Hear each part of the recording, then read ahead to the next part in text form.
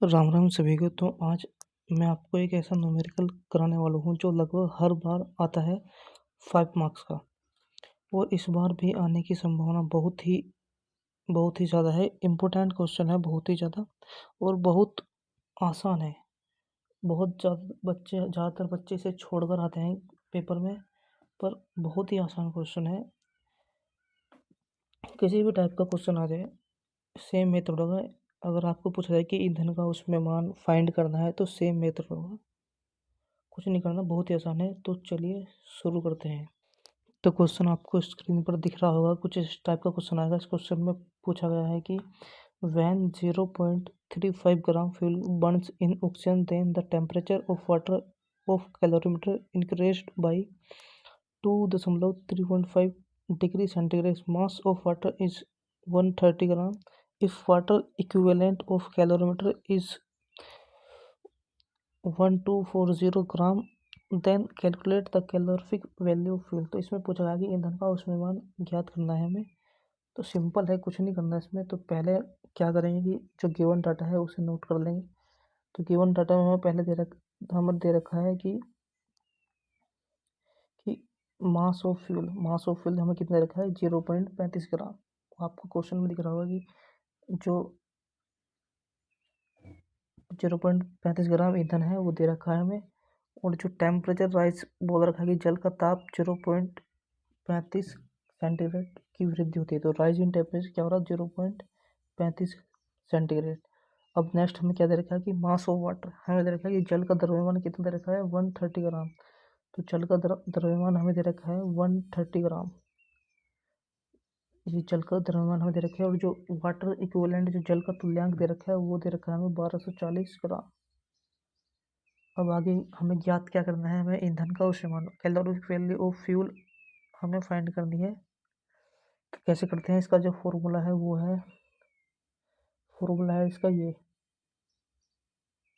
इसमें एल तो calorific value होगी, डब्ल्यू होगा इसमें मास ऑफ वाटर, स्मॉल डब्ल्यू होगा इसमें वाटर इक्विवेलेंट, T2 होगा इसमें। अगर बाई चांस क्वेश्चन में ऐसा है कि उसमें जो इनिशियल टेम्परेचर है, जो पहले का टेम्परेचर दे रखा हो, और जो फाइनल टेम्परेचर हो जाएगा T2, और जो पहले का टेम्परेचर होगा T1, तो उसमें माइनस कर देंगे। तो इसमें दे रखा है कि इसमें राइजिंग टेम्परेचर, इसमें दोनों का पहले ही बता रखा है कि इतने टेम्परेचर में वृद्धि हुई है, तो इसका है वो दे रखा है इसमें पहले से ही। अब एक्स है इसमें मास ऑफ फ्यूल। तो जब इसमें क्वेश्चन में हम रखेंगे कि जो मास ऑफ वाटर 130 ग्राम है, प्लस वाटर इक्विवेलेंट हमें 1240 दे रखा है, गुना जो राइजिंग टेम्परेचर इन्होंने हम क्वेश्चन में दे रखा है 2.35 अपॉन जो फ्यूल दे रखा है, मास ऑफ फ्यूल 0.35 ग्राम। तो जब हम इसे सोल्यूशन करेंगे इसका, तो वो होगा कि जब इसको प्लस करेंगे तो 1370 आ जाएगा, गुना 0.35 ग्राम। तो ऐसे ही रहेगा एज इट इज़, अपॉन 0.35। तो पॉइंट से पॉइंट हट जाएगी, तो ये ऐसा कुछ ऐसा हो जाएगा, 1370 गुना 235 अपॉन 35। तो जब 1370 की इसमें गुना करेंगे तो ये आ जाएगा, और 35 तो ऐसे रहेगा।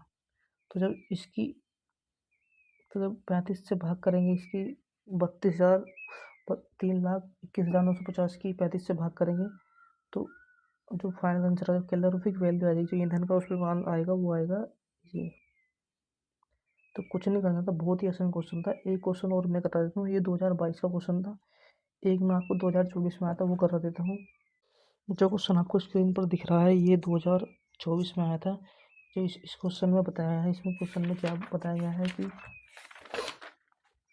1.0 ग्राम ईंधन को, जो इसमें मास ऑफ फ्यूल दे रखा है वो दे रखा है 1.005 ग्राम। फिर इसमें बता रहा है कि ऑक्सीजन में दहन करने पर कैलोरीमीटर में जल का तापमान, मतलब कि इसमें T1 दे रखा है हमें 15 सेंटीग्रेड से बढ़कर, जो T2 दे रखा है हमें, T2 वो दे रखा है 18.85 सेंटीग्रेड। तो इसमें T1 अलग दे रखा है और T2 अलग, कोई नहीं, इसे भी करेंगे। तो फिर आगे बताइए, कैलोरीमीटर में जल का भार, जो मास ऑफ वाटर है वो 1630 ग्राम दे रखे है, तथा कैलोरीमीटर का जल तुलना, जो वाटर इक्विवेलेंट है वो 110 ग्राम दे रखा है। हो तो ईंधन के उसमें मान की गणना कीजिए।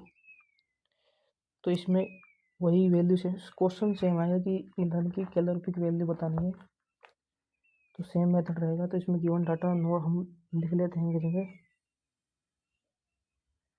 तो गिवन डाटा होगा इसमें क्या होगा, मास ऑफ फ्यूल जो क्वेश्चन में दे रखा है 1.05 ग्राम, T1 15 सेंटीग्रेड, T2 18.25 सेंटीग्रेड का। मास ऑफ वाटर 1630 ग्राम दे रखा है हमें। वाटर इक्विवेलेंट 110 ग्राम। तो इसे फॉर्मूले में पुट करते हैं। अब तो इसे फॉर्मूला में पुट करेंगे तो मास of water 1630 gram, water equivalent 110 gram equal अब हो जाएगा। इसमें आ जाएगा T2 माइनस T1। इस सूत्र फॉर्मूले में रखना है, ऐसे बिल्कुल सेम रख दिया। और जो मास ऑफ फ्यूल है वो 1.05 ग्राम। तो जब इसे सॉल्व करेंगे तो इसका तो आ जाएगा 1740 से प्लस करेंगे।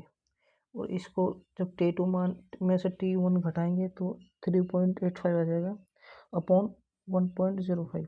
तो पॉइंट से पॉइंट हट जाएगी। तो फिर जो स्थिति बनेगी वो होगी 1740 गुना 385 अपॉन 105।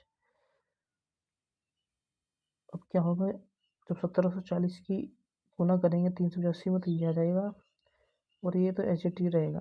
तो जब इसकी भाग करेंगे, इसमें भाग होगी जब, तो फाइनल आंसर आ जाएगा 6380। जो इसमें मान आ जाएगा ये आ जाएगा। तो ये इसका फाइनल आंसर है। बहुत ही आसान क्वेश्चन है, हर बार आता है, इस बार जाएगा। आप इसे जरूर थोड़ा पढ़कर समझकर, एक दो क्वेश्चन आपकी बुक होगी आपका उसमें से होंगे तो वो सोल्व कर लेना। इसके आने की संभावना बहुत ज़्यादा है। अगर आ गया तो 5 नंबर फ्री के हैं। धन्यवाद। अगर आपको वीडियो थोड़ी सी भी अच्छी या हेल्पफुल लगी हो तो चैनल को सब्सक्राइब और लाइक करें।